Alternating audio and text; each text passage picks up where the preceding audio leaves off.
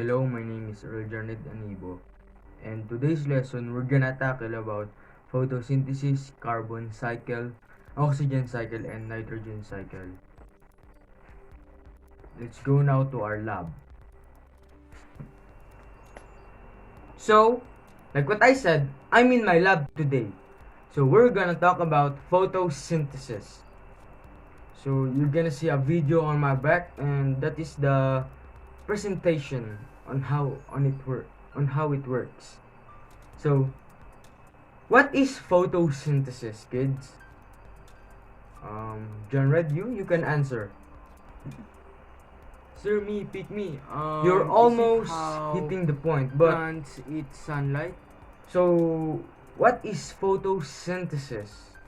So you might already know that photos is a Greek word meaning light, and synthesis meaning putting together. However, what is photosynthesis and why is it important?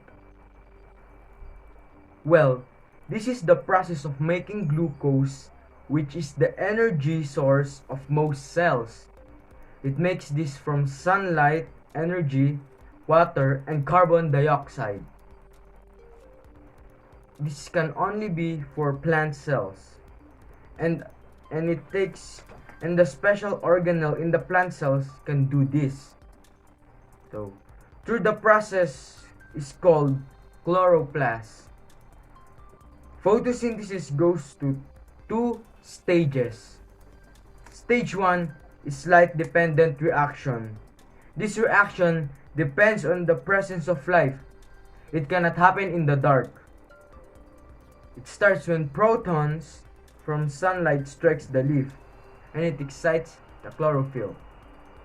The chlorophyll is the light absorbing pigment that drives photosynthesis. There's still a second part on our stage 1, and that is that it activates electrons, and during the process water is split into oxygen and hydrogen ions.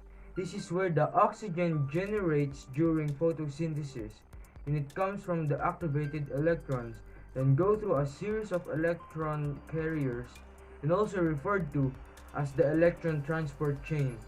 And in the process, it leads to the accumulation of the hydrogen ions inside the thylakoid membrane. As the protons go down, their continuation gradient to the ATP synthesis, ADP and PI come together to form ADP. The adenosine triphosphate of the ATP is an energy molecule that cells exchange like currency to release energy. The electrons going through the electron transport chain eventually end up combining with NADP plus to form NADPH plus, another energy rich molecule that will be used later.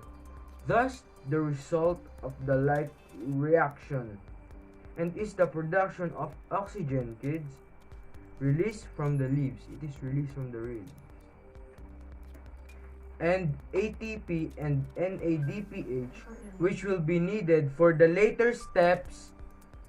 The main difference between ATP and NADHP is the amount of energy molecules released.